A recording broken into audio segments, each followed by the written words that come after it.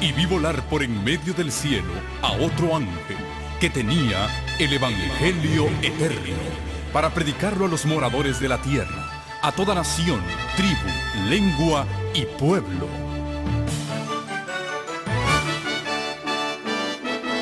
Con ustedes su programa cristiano con temas bíblicos de actualidad. Un programa que trae al mundo la verdad presente. Este es el Evangelio eterno.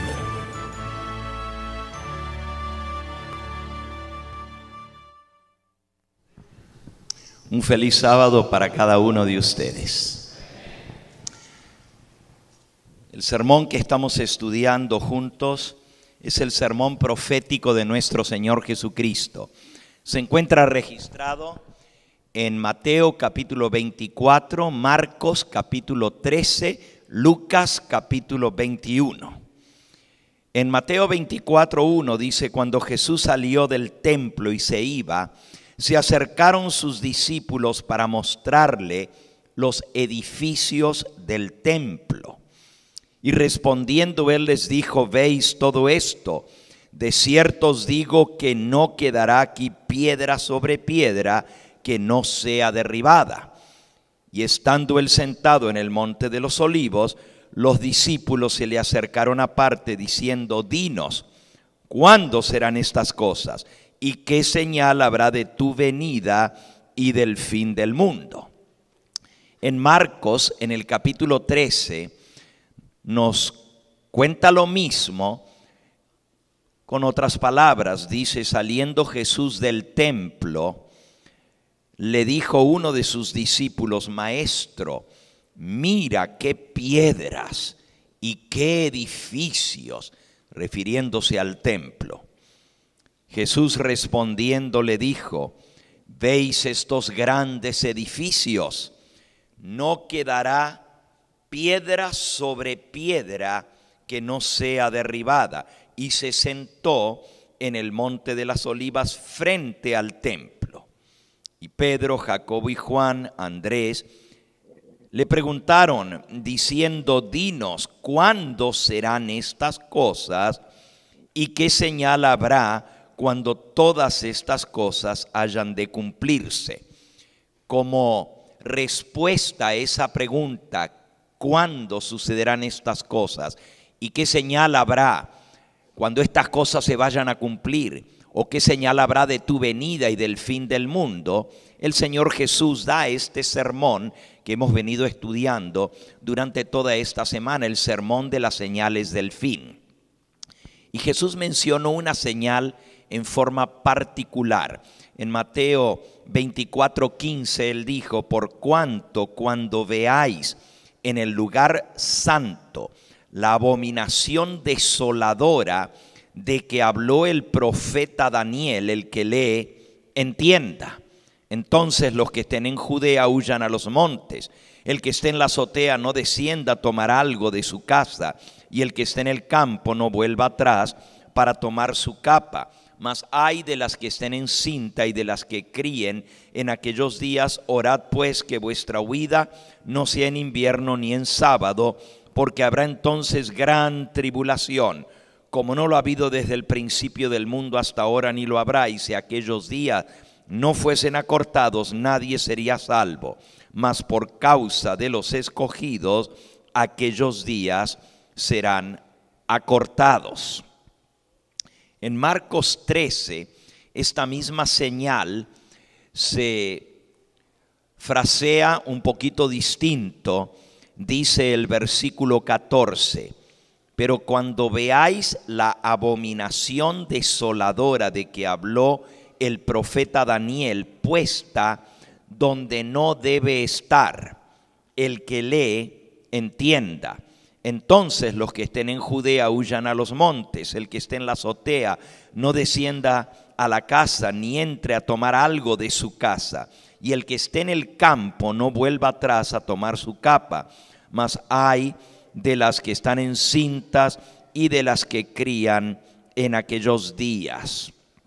Orad pues que vuestra huida no sea en invierno, porque aquellos días serán de tribulación, cual nunca ha habido desde el principio de la creación que Dios creó hasta este tiempo, ni la habrá. Y si el Señor no hubiese acortado aquellos días, nadie sería salvo. Mas por causa de los escogidos, es que Él escogió, acortó aquellos días. Para los discípulos, cuando Jesús dijo que los edificios magníficos, imponentes del templo de Jerusalén iban a ser destruidos hasta que no quedara piedra sobre piedra, ellos imaginaron que eso tenía que ser en la venida de Cristo, en el fin del mundo, porque cómo se iban a caer todos esos grandes edificios y no quedar piedra sobre piedra. Jesús se refería a la destrucción de Jerusalén. Pero como ellos le dijeron, ¿qué señal habrá de tu venida y del fin del mundo? Él les habló de señales, tanto de la destrucción de Jerusalén como señales de su venida. Porque resulta que Mateo 24, el sermón profético de Cristo, tiene un doble cumplimiento. En el libro El conflicto de los siglos, en la página 28, escribe la pluma inspirada: los discípulos creyeron que la destrucción de Jerusalén coincidiría con los sucesos de la venida personal de Cristo revestido de gloria. Cristo les había anunciado que volvería, y por eso al oírle predecir los juicios que amenazaban a Jerusalén, se figuraron que ambas cosas sucederían al mismo tiempo. Y al reunirse en derredor del Señor en el Monte de los Olivos, le preguntaron cuándo serán estas cosas y qué señal habrá de tu venida y del fin del mundo. Hace unos 2 meses atrás tuvimos el privilegio de estar en ese mismo lugar con un grupo de hermanos. Fuimos a filmar algunos temas para nuestro canal de televisión allá en Israel y particularmente en Jerusalén. Y justamente el sermón profético de Cristo, si ustedes notaron, dice que Él salió del templo y luego fue al Monte de las Olivas y se sentó frente al templo. Cuando usted sale, claro, hoy en día no está el templo de Jerusalén, pero está la emplanada del templo y está encima de esa emplanada la mezquita musulmana del Domo de la Roca. Es una vista impresionante. Cuando usted sale de allí, baja, porque el templo estaba en una montaña que el rey David le había mandado a cortar y había rellenado con lo que sacó de la cima de la montaña, rellenó para ser más grande, hizo un muro de retención para poner la tierra y agrandar el espacio para construir el templo. Y ese es el muro que todavía está en pie. El templo y todos los edificios fueron destruidos, pero el muro que sostenía la emplanada del templo es lo que hoy en día se conoce como el muro occidental o el muro de los lamentos, donde los judíos van a orar, el lugar más sagrado para el pueblo judío. Pero usted sale de allí, baja la colina, cruza el torrente de Cedrón, el arroyito, y ya cruzando el arroyito comienza a subir el Monte de las Olivas. Y nosotros nos sentamos allí, subiendo un poquito el Monte de las Olivas. Usted queda a la misma altura de donde estaba el templo, ahora la mezquita, ¿verdad? Y prácticamente le parece a uno que está al ladito, porque como que uno pudiera estirar la mano y tocarlo. Las dos montañas están levantadas, abajo está el barranco, el torrente, y entonces uno queda a la misma altura que el templo. Es la mejor vista de ese lugar. Por eso dice que Jesús se sentó frente al templo, y desde allí se ve la vista extraordinaria, no solo del templo, que es el lugar más alto de Jerusalén, sino de toda la ciudad de Jerusalén, la ciudad vieja con sus muros, etcétera. Pero los discípulos pensaban que la venida de Cristo iba a ser cuando esos edificios iban a ser destruidos. Elena de White dice que Jesús no trató de corregirlos. Respondió a su pregunta, ¿qué señales habrá cuando esto suceda? Y habló de las señales de la destrucción de Jerusalén y de las señales que sucederían de la destrucción final cuando Él venga acompañado de sus ángeles en gloria y majestad. ¿Por qué no les clarificó que esos dos eventos iban a estar separados por casi 2000 años? Dice, lo porvenir les fue misericordiosamente velado a los discípulos, de haber visto con toda claridad esos dos terribles acontecimientos futuros, la destrucción de Jerusalén y luego la destrucción final, hubieran sido abrumados por el miedo y el dolor. Cristo les dio un bosquejo de los sucesos culminantes que habrían de desarrollarse antes de la consumación de los tiempos. Sus palabras no se entendieron totalmente o plenamente entonces, pero su significado iba a aclararse a medida que su pueblo necesitase la instrucción contenida en esas palabras. Y entonces dice lo siguiente, estamos en el conflicto en la página 28. La profecía del Señor entrañaba un doble significado.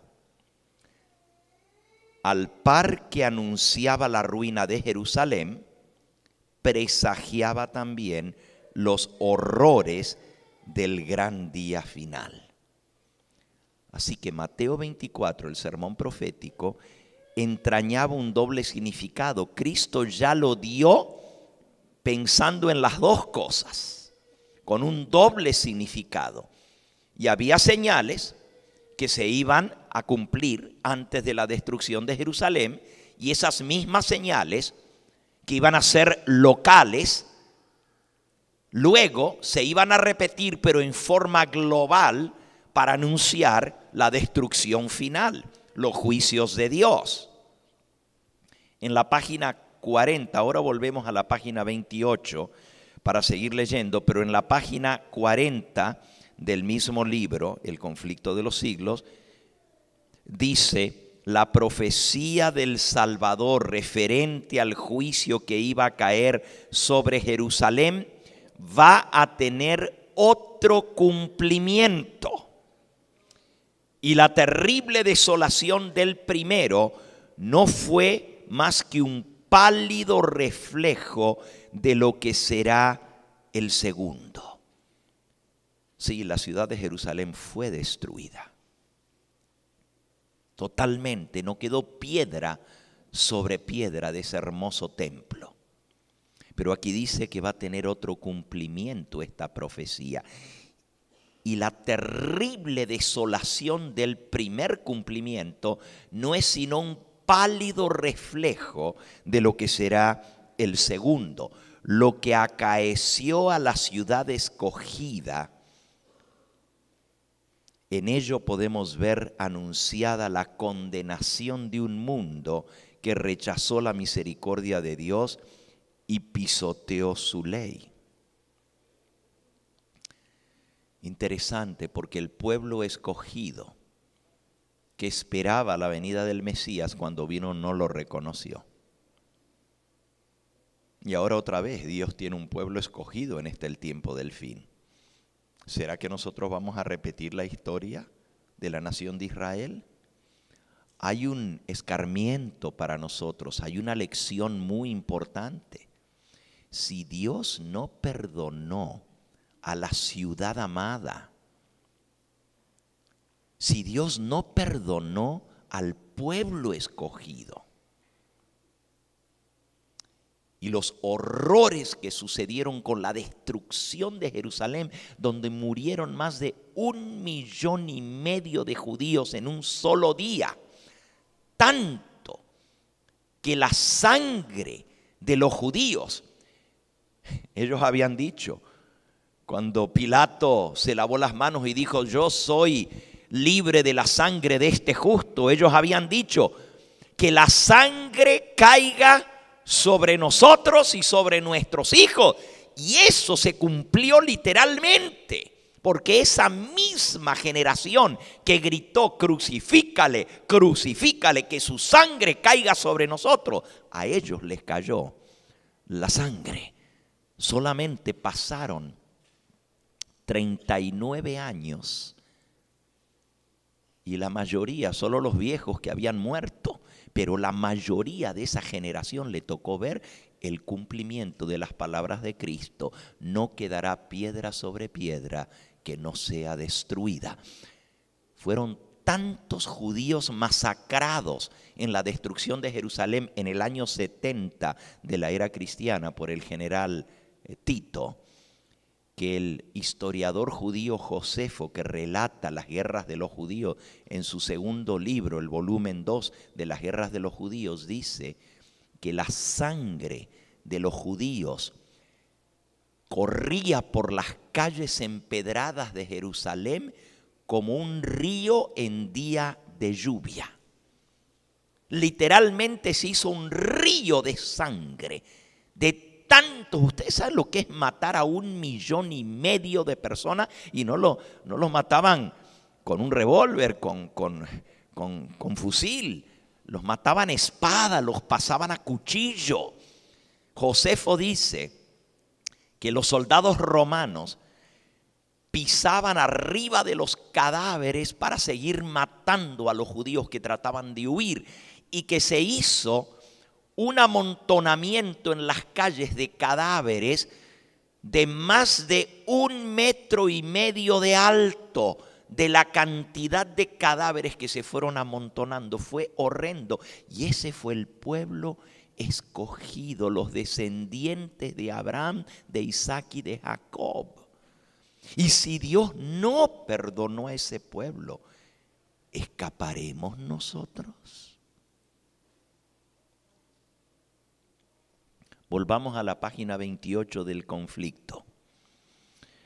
Dice: Jesús declaró a sus discípulos los castigos que iban a caer sobre el apóstata Israel, y especialmente los que debían sufrir por haber rechazado y crucificado al Mesías. Iban a producirse señales inequívocas, precursoras del espantoso desenlace. Todas esas señales que leemos en Mateo 24 se cumplieron. Mirad que no seáis engañados, porque vendrán muchos en mi nombre diciendo: yo soy el Cristo, y a muchos engañarán. Se levantaron un montón de falsos mesías. Desde la muerte de Cristo, al rechazar a Jesús como el verdadero Mesías, pues el diablo se encargó de mandarles montones de mesías, falsos cristos, que engañaron a la gente y los llevaron a la destrucción, porque esos mesías querían la liberación de los romanos y se sublevaron, y finalmente los romanos los destruyeron. A eso los llevó el creer en falsos mesías. También dijo Cristo: iréis de guerras y rumores de guerras. Todo eso se dio hasta que finalmente la guerra final terminó con la destrucción de la ciudad de Jerusalén. También él dijo: habrá pestes, hambres y terremotos en diferentes lugares. Y esos 30 años antes de la destrucción de Jerusalén fue caracterizada por un periodo de gran actividad de terremotos en Europa, en Asia y aún en Jerusalén. Todas esas señales se cumplieron. También hubo pestes y hambre. ¿Se acuerdan que los apóstoles andaban recogiendo ofrendas para llevar a los santos a Jerusalén? Porque había un tremendo hambre por una sequía que vino y no había ni qué comer. Y el apóstol Pablo pasó por las iglesias en Asia recogiendo ofrendas para llevar a los santos a Jerusalén por el hambre que estaban pasando. Todas las señales que Cristo dio se cumplieron antes de la destrucción de Jerusalén, pero se iban a cumplir otra vez antes de su segunda venida, solo que esta vez iba a ser en una escala mayor, a nivel mundial. Pero la señal impresionante que Jesús les dio fue: cuando veáis en el lugar santo, versículo 15, la abominación desoladora de que habló el profeta Daniel, el que le entienda, es tiempo de huir. ¿Qué era eso? Porque recuerden que esto va a tener otro cumplimiento. Mateo 24 tiene un segundo cumplimiento para nosotros. Si nosotros entendemos lo que pasó con la destrucción de Jerusalén y la abominación desoladora, podemos entender cómo es que el Señor nos alerta a nosotros para poder salir de las ciudades. Porque Él dijo: cuando veáis la abominación desoladora, huid, salid. El que esté en el campo ni entre en la ciudad. El que esté en la terraza de su casa ni entre a la casa a buscar cosas, huya de inmediato. ¿Por qué había tanta urgencia? Porque había una ventana muy cortita de tiempo para poder huir. Vean lo que sucedió. El Salvador advirtió a sus discípulos, página 29 del conflicto: por tanto, cuando viereis la abominación del asolamiento que fue dicha por Daniel profeta, que estará en el lugar santo, el que le entienda, entonces los que estén en Judea huyan a los montes. Mateo 24, 15 y 16 y Lucas 21, 20. Tan pronto, y ahora viene la explicación, tan pronto como los estandartes del ejército romano idólatra fuesen clavados en el suelo sagrado, que se extendía varios estadios más allá de los muros, los creyentes en Cristo debían huir a un lugar seguro. Al ver la señal preventiva, todos los que quisieran escapar debían hacerlo sin tardar. Tanto en tierra de Judea como en la propia ciudad de Jerusalén, el aviso de la fuga debía ser aprovechado en el acto. Todo el que se hallara en aquel instante en el tejado de su casa no debía entrar en ella ni para tomar consigo los más valiosos tesoros. Los que estaban en el campo, trabajando en los viñedos, no debían perder tiempo ni siquiera en recoger sus túnicas que se hubiesen quitado para sobrellevar mejor el calor y la faena del día. Todos debían marcharse sin tardar si no querían verse envueltos en la ruina general. ¿Por qué la premura? Fíjense que repite varias veces: tan pronto como los estandartes romanos fuesen clavados en el suelo sagrado. Al ver la señal preventiva, todos los que quisieran escapar debían hacerlo sin tardar. El aviso de la fuga debía ser aprovechado en el acto. Todos debían marcharse de inmediato. Repite vez tras vez la premura de salir al ver la señal. Cristo dijo la abominación desoladora de que habló el profeta Daniel. En primer lugar, la palabra desoladora o asoladora la entendemos, que causa desolación, que causa destrucción, que causa muerte. Y así terminó Jerusalén. Pero se clavó una señal, el estandarte romano, la bandera de los romanos. Y esa era la señal.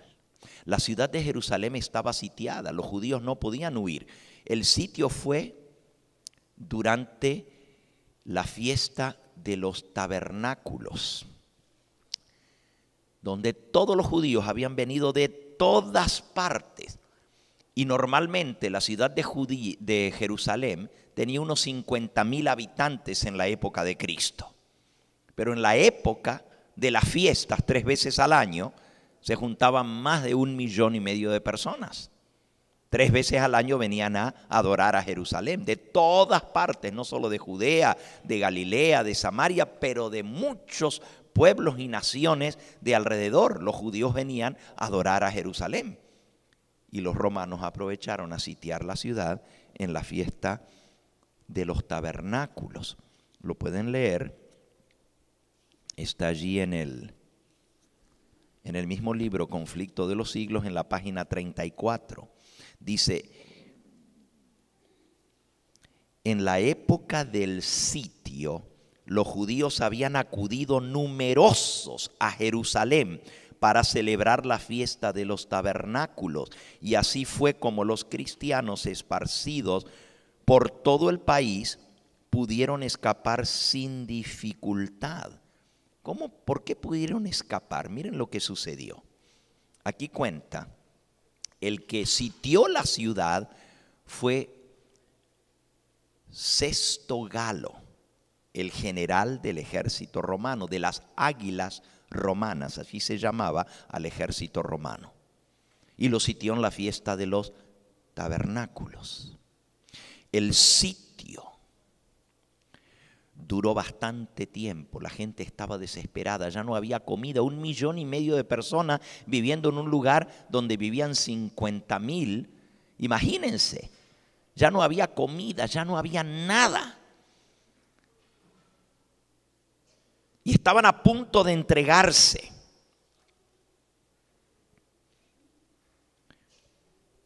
Dice aquí en la página 33. Los que estuvieran en Judea tenían que huir a los montes y salir de ella de inmediato.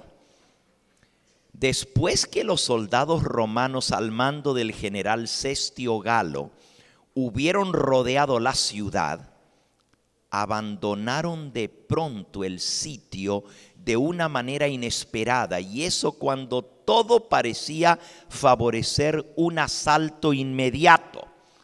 Perdida ya la esperanza de poder resistir el ataque, los sitiados estaban a punto de rendirse, cuando el general romano sorpresivamente retiró sus fuerzas sin motivo aparente para ello. Ya se iban a vencer los judíos, no podían hacer nada. Los romanos iban a tomar la ciudad, pero de pronto el general Sestio Galo retira las fuerzas romanas, se retira el ejército. No había razón aparente, había una mano de Dios detrás. Dios lo había previsto así. Empero la previsora misericordia de Dios había dispuesto los acontecimientos para bien de los suyos. Ya estaba dada la señal a los cristianos que aguardaban el cumplimiento de las palabras de Jesús. ¿Cuál era la señal? Cuando veáis la abominación desoladora que está en el lugar santo, huid.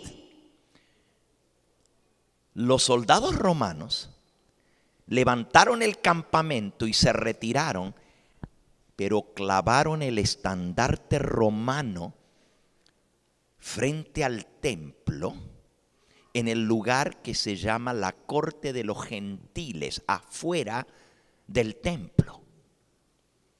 Todavía era lugar sagrado. Clavaron el estandarte romano, como diciendo, nos vamos, pero aquí quedamos con nuestra bandera. Vamos a volver por esta bandera. Para los judíos, eso fue señal de que los romanos se retiraban y que Dios estaba obrando en su favor. Y dijeron, Dios está de nuestra parte. Y lo que hicieron fue salir a perseguir al ejército romano.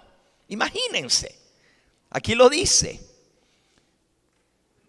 Los sucesos se desarrollaron de modo tal que ni los judíos ni los romanos hubieran podido evitar la huida de los creyentes cristianos. Porque Cristo les había dicho, cuando vean la señal del profeta Daniel, la abominación desoladora que está en el lugar santo, huid. Ni los romanos ni los judíos podrían haber evitado que los cristianos huyeran, conforme a las indicaciones dadas por el maestro. los sucesos se desarrollaron de tal modo que ni judíos ni romanos hubieran podido evitar la huida de los creyentes. Habiéndose retirado Cestio, los judíos hicieron una salida para perseguirle. Fíjense, los romanos levantan el campamento y se retiran. Los judíos dicen: Dios está con nosotros, vamos a correr y vamos a destruir a los romanos. Qué ilusos, ¿verdad? Pero salieron rápidamente y en la apurada dejaron las puertas de la ciudad de Jerusalén abiertas. Claro, salía todo el ejército a caballo, corriendo detrás de los romanos, que ya les llevaban bastante espacio, porque se dieron cuenta recién cuando se habían retirado, no sabían, estaban ellos dentro. Y cuando se dieron cuenta que el ejército se había retirado, salieron tras ellos a correrlos. Dijeron: Dios nos ha dado la victoria como en el pasado. Como en la época del rey Ezequías, ¿no es cierto? Cuando los asirios habían rodeado la ciudad de Jerusalén, pero un ángel de Dios entró y mató a tantos sirios y ellos salieron, a tantos asirios. Dijeron: esta vez, otra vez Dios se manifestó. Estaban engañados porque estaban en rebeldía contra Dios y contra su Mesías. No querían obedecer sus palabras. Dios no estaba con ellos, pero ellos estaban engañados por los falsos profetas. Querían vencer a los romanos. Dijeron: esta es nuestra oportunidad de destruir a los romanos. Y dice aquí, los judíos hicieron una salida intempestiva para perseguir al ejército, y entre tanto que ambas fuerzas estaban así empeñadas, los cristianos pudieron salir de la ciudad aprovechando las circunstancias de que todos los alrededores estaban totalmente despejados de enemigos que hubieran podido cerrarles el paso. Flavio Josefo, el historiador judío que no era cristiano, él vivía en Roma, pero se había trasladado a Judea para dar un reporte de las guerras y reportarlas al Imperio Romano. Y él escribió los libros que hasta el día de hoy usted los puede leer, están traducidos hasta en el español. Los libros de Flavio Josefo, titulado Las guerras de los judíos. En el volumen 2 él cuenta, y es prácticamente la única mención de Jesús fuera de la Biblia. Un historiador que no es ni cristiano que menciona por nombre a Jesús. Dice Flavio Josefo, contando la escapada y cómo todo esto que estamos leyendo, cómo los judíos salieron a perseguir a los romanos. Dice él: los seguidores de un rabino de Galilea conocido como Yahshua de Nazaret, y lo menciona por nombre Flavio Josefo, los seguidores de un rabino de Galilea llamado Jesús de Nazaret. Y él dice, claro, no es cristiano, por una extraña superstición, dice él, de algo que su maestro les había dicho, aprovecharon la oportunidad para escapar de Jerusalén. Y dice, y este es un testimonio histórico de un historiador, dice Josefo, que en la masacre que siguió, porque los romanos regresaron y esta vez volvieron a sitiar la ciudad, pero no se retiraron, la destruyeron y quemaron el templo y mataron a 1,5 millones de judíos. Pero dice él que los seguidores de ese rabino de Galilea llamado Jesús de Nazaret, por una extraña superstición de algo que su maestro les había dicho, huyeron de la ciudad a tiempo. De tal manera, dice él, que ni un cristiano perdió la vida en la masacre de los judíos. Ni un cristiano murió. ¡Aleluya! ¿Por qué? Porque obedecieron la superstición de su maestro. Así dice Flavio Josefo. Las enseñanzas de Cristo, que él les llama superstición, son la verdad. Porque Cristo dijo: cielo y tierra pasarán, pero mis palabras no pasarán. Y como ellos obedecieron, ni un cristiano perdió la vida en la masacre de Jerusalén. Alabado sea el nombre de Dios. La abominación desoladora. La palabra abominación, sikuts, en hebreo, sikuts, nos dice qué era lo que había. Esa señal tenía que ver con una abominación. ¿Y qué es lo que Dios abomina? ¿Qué es abominación para Dios? Que iba a causar el asolamiento. No tengo tiempo, el tiempo ya se me está acabando. ¿Cuánto me queda, pastor? 10 minutos, wow. Ok, podríamos leer muchos versículos. Yo estudié la palabra abominación a lo largo de toda la Biblia para ver qué significa la abominación. Les leo, aunque sea un versículo, en Deuteronomio. Miren a lo que Dios llama abominación. Deuteronomio capítulo 17. Dice el versículo 2 en adelante: cuando se hallare en medio de ti en alguna de tus ciudades que Jehová tu Dios te da, hombre o mujer que haya hecho mal ante los ojos de Jehová tu Dios, traspasando su pacto, el traspasar el pacto de Dios, que hubiere ido y servido a dioses ajenos, y si hubiere inclinado a ellos, ya sea al sol o a la luna o a todo el ejército del cielo, lo cual yo he prohibido, y te fuere dado aviso, y después que oyeres, si hubieres indagado bien, y la cosa pareciere de verdad cierta, que tal abominación ha sido hecha en Israel. Noten cómo le llama: a que alguien se postre ante el sol, ante la luna o ante los dioses falsos. Que tal abominación haya sido hecha en Israel, sacarás a ese hombre o esa mujer y los apedrearás, y así quitarás la abominación de en medio de ti. Dios le llama abominación al culto a los dioses falsos, al sol, a la luna y a todo el ejército de ellos. Un versículo más, porque este tiene también doble cumplimiento. Ezequiel capítulo 8.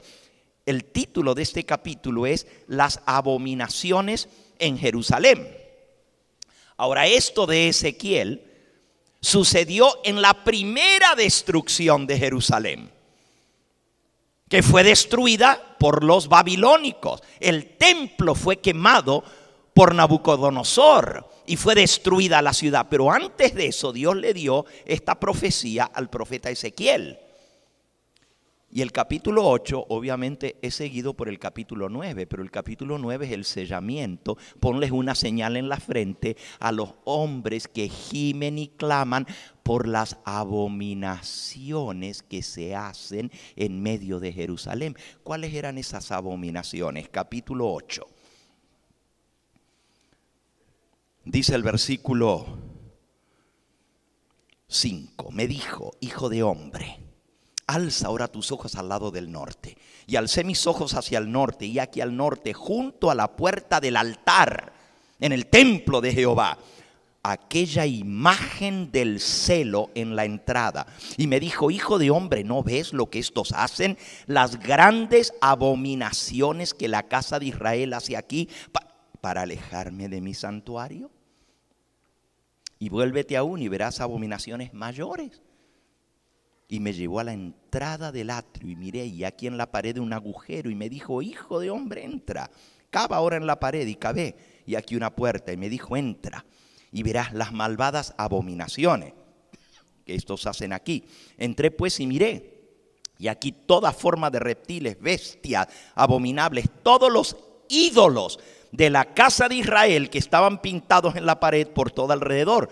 Y delante de ellos estaban los varones, 70 varones de los ancianos de la casa de Israel, y Hazanías, hijo de Safán, el sumo sacerdote, en medio de ellos con un censario en la mano, y subía una espesa nube de incienso y me dijo: hijo de hombre, ¿has visto las cosas que los ancianos de la casa de Israel hacen en tinieblas, cada uno en sus cámaras pintadas de imágenes?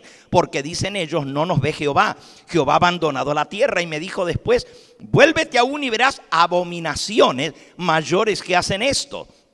Y me llevó a la entrada de la puerta de la casa de Jehová, que está allí al norte, y aquí mujeres que estaban allí sentadas endechando a Tamuz. Tamuz es el dios babilónico. Y me dijo: no ves, hijo de hombre, vuélvete aún y verás abominaciones mayores que esta. Y me llevó al atrio de adentro de la casa de Jehová, y aquí junto a la entrada del templo de Jehová, entre la entrada y el altar, como 25 varones, sus espaldas vueltas al templo de Jehová, sus rostros hacia el oriente, y adoraban al sol, postrándose hacia el oriente. Y me dijo: ¿no has visto, hijo del hombre? Es cosa liviana para la casa de Judá hacer las abominaciones que hacen aquí. Después que han llenado de maldad la tierra, se volvieron contra mí para irritarme. He aquí que aplican el ramo a sus narices, pues yo también procederé con furor. No perdonará mi ojo, no tendré misericordia. Gritarán a mis oídos con gran voz, pero no los oiré. Y clamó en mis oídos, 9:1, diciendo: los verdugos de la ciudad han llegado, cada uno trae en su mano un instrumento para destruir. Y aquí que 6 varones venían del camino de la puerta de arriba que mira hacia el norte, cada uno traía en su mano un instrumento para destruir. Y entre ellos había un varón vestido de lino, el cual traía en su cintura un tintero de escribano. Y entrados se pararon junto al altar de bronce, y la gloria del Dios de Israel se elevó por encima del querubín sobre el cual había estado al umbral de la casa. Y llamó Jehová al varón vestido de lino, que tenía en su cintura el tintero de escribano, y le dijo Jehová: pasa por en medio de la ciudad, por en medio de Jerusalén, y ponles una señal en la frente a los hombres que gimen y claman a causa de todas las abominaciones que se hacen en medio de ella. Y a los otros dijo, oyéndolo yo: pasad por la ciudad en pos de él y matad, no perdone vuestro ojo, no tengáis misericordia, matad a viejos, jóvenes, vírgenes, niños, mujeres, hasta que no quede ninguno. Pero a todo aquel sobre el cual hubiere señal, no os acercaréis, y comenzaréis por mi santuario.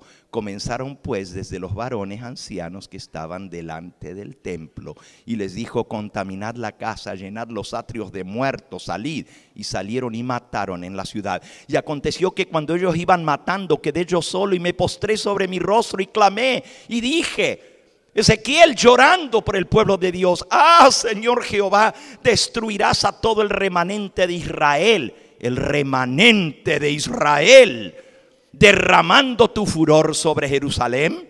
Y él me dijo: la maldad de la casa de Israel y de Judá es grande en sobremanera, pues la tierra está llena de sangre, la ciudad está llena de perversidad, porque han dicho: Jehová ha abandonado la tierra, Jehová no ve. Así pues haré yo, mi ojo no perdonará, no tendré misericordia, haré recaer el camino de ellos sobre sus propias cabezas. Y aquí el varón vestido de lino, que tenía el tintero a su cintura, respondió una palabra diciendo: he hecho conforme a todo lo que me mandaste. Hermanos, acabamos de leer 2 capítulos de Ezequiel, el 8 y el 9. El 8 son las abominaciones que el pueblo de Israel estaba haciendo en la época de Ezequiel, que provocaron la ira de Dios y llevaron a la destrucción de Jerusalén y del templo de Jehová. Pero antes de la destrucción, Dios mandó que les marcaran la frente con una señal, y a todo el que tuviera la señal en la frente, el sello de Dios, no los podían tocar. Pero murió mucha gente en la masacre de Jerusalén. Esa fue la primera masacre. La segunda vino con los romanos, la primera con los babilónicos. 2 veces fue destruida la ciudad y quemado el templo de Jerusalén. 2 veces corrió la sangre por las calles de las ciudades. Y ni siquiera el pueblo judío entendió, ni aprendió, ni escarmentó. Con la primera vez, Dios les dio una segunda oportunidad. Los trajo de vuelta del cautiverio, pero cayeron en lo mismo. Y ya no hubo quien los protegiera. ¿Cuáles eran las abominaciones que estaban haciendo? En la casa de Dios, contaminando el templo con ídolos. Dice que a la entrada, junto al altar, habían puesto la imagen del celo. Y las mujeres estaban endechando, llorando a Tamuz. ¿Quién es Tamuz? Tamuz es el dios babilónico. Si ustedes saben algo de Tamuz, saben que Tamuz nace el 25 de diciembre.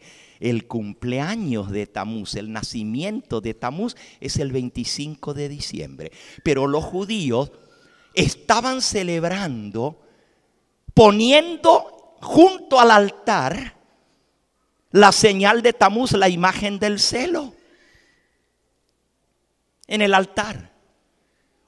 Wow, ¿no será que hoy en día en el templo de Jehová, en las iglesias adventistas, están poniendo el árbol de Tamuz?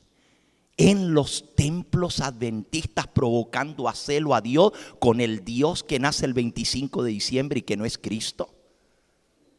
¿Están viendo cómo la cosa se repite? ¿Qué más estaban haciendo? Estaban adorando al sol. En el día del sol. ¿Y cuál es el día del sol? El primer día de la semana, el domingo. Se había metido el culto dominical en el pueblo de Dios. Y eso trajo la destrucción de Jerusalén. Las abominaciones que estaban haciendo ellos. Por eso Dios no pudo perdonar la ciudad. Ahora, ¿qué pasó en la época de los romanos? Lo peor que hicieron fue rechazar al Mesías y su mensaje. Pero Cristo había dicho: cuando veáis la señal de la abominación desoladora que está en el lugar santo, huid. Cuando veáis la señal que habló el profeta Daniel. Ahora, por favor, presten atención. Porque en el libro de Daniel se mencionan 2 veces la abominación desoladora. Uno en el capítulo 12, que la estudiamos anoche.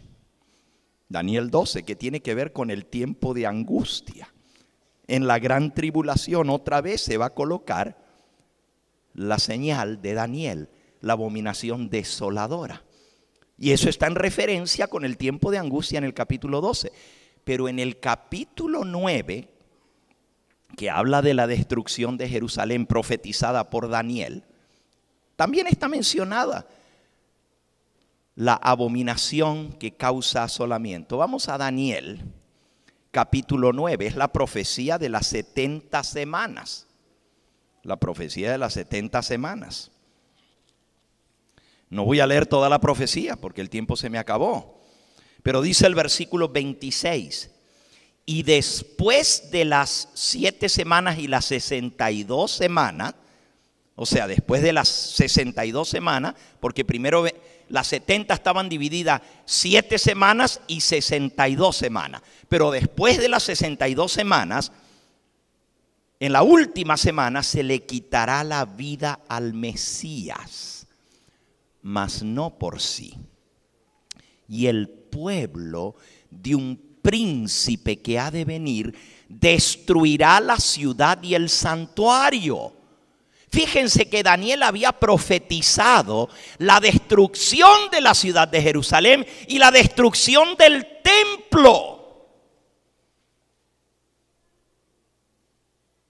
Cuando Jesús dijo: veis estos edificios, no quedará piedra sobre piedra que no sea destruida, Él no estaba dando una nueva profecía.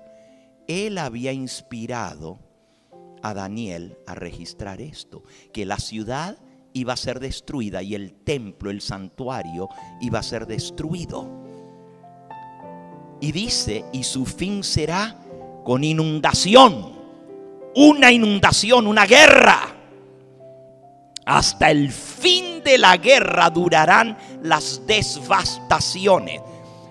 En la última semana confirmará el pacto con muchos, y a la mitad de la semana hará cesar el sacrificio y la ofrenda. Cristo murió a la mitad de la última semana, haciendo cesar el sacrificio y la ofrenda. Y después de la muerte del Mesías, con la muchedumbre de las abominaciones vendrá el desolador, hasta que venga la consumación y lo que está determinado se derrame sobre el desolador. Pregunta: ¿quién es el desolador?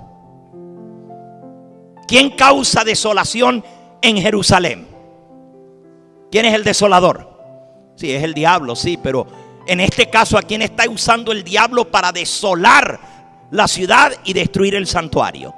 A Roma. Roma es el desolador.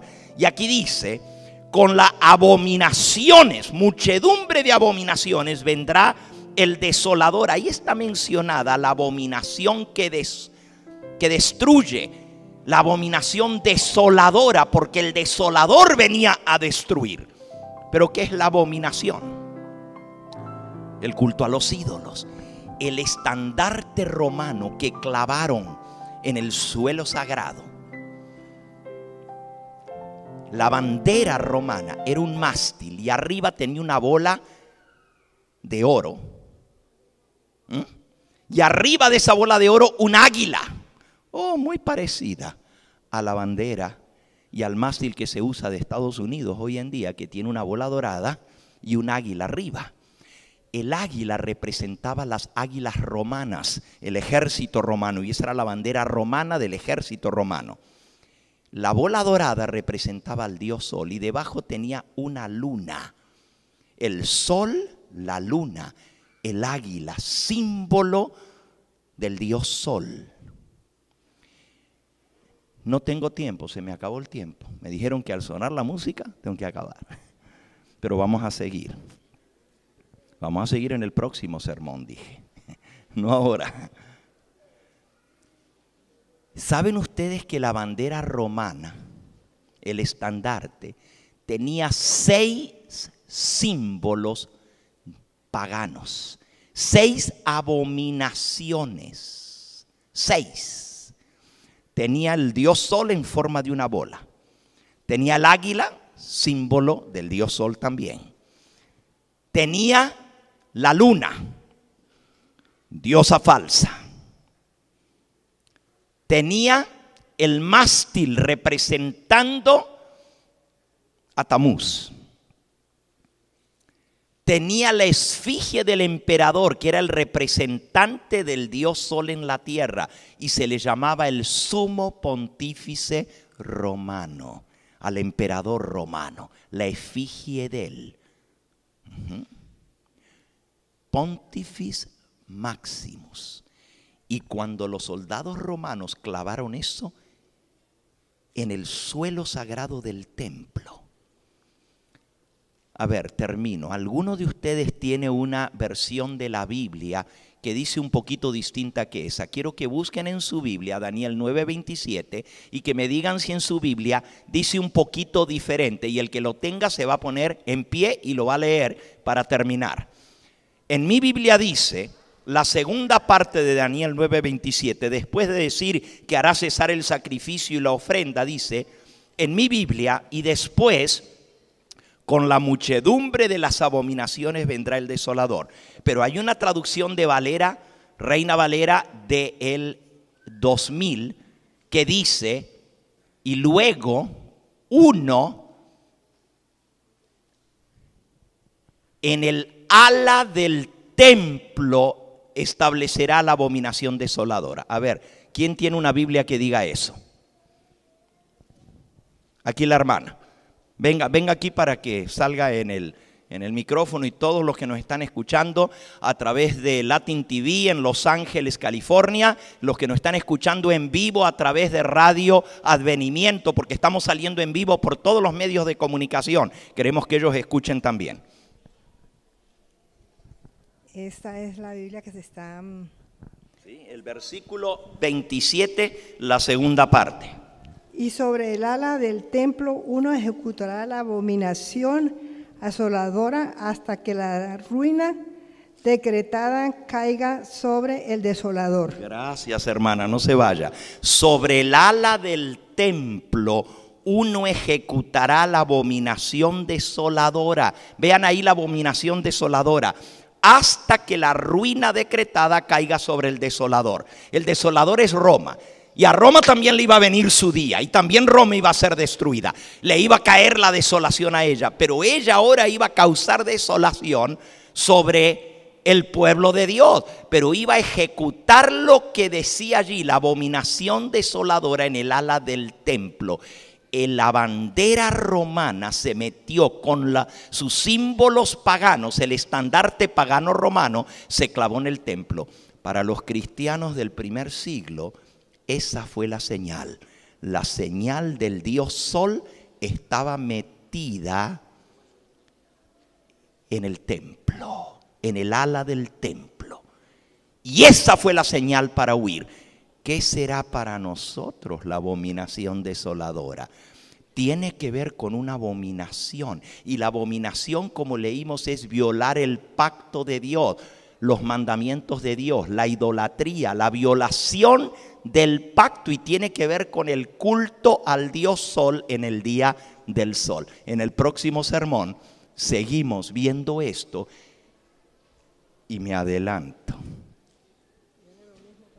Viene lo mismo para nosotros. Cuando nosotros veamos la señal de la abominación desoladora, no del capítulo 9, porque esto era la destrucción de Jerusalén, pero esto va a tener otro cumplimiento, y esta vez está en el capítulo 12 del libro de Daniel. Se va a establecer la abominación desoladora. ¿Dónde? En el templo.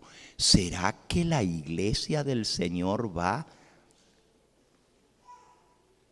a apoyar el domingo? Veámoslo. Que el Señor nos ayude. Gracias, hermanita.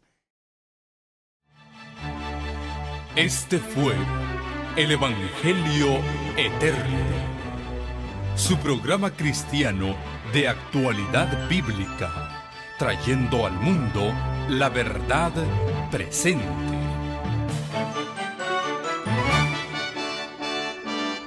Y vi volar por en medio del cielo a otro ángel que tenía el Evangelio Eterno, para predicarlo a los moradores de la tierra, a toda nación, tribu, lengua y pueblo.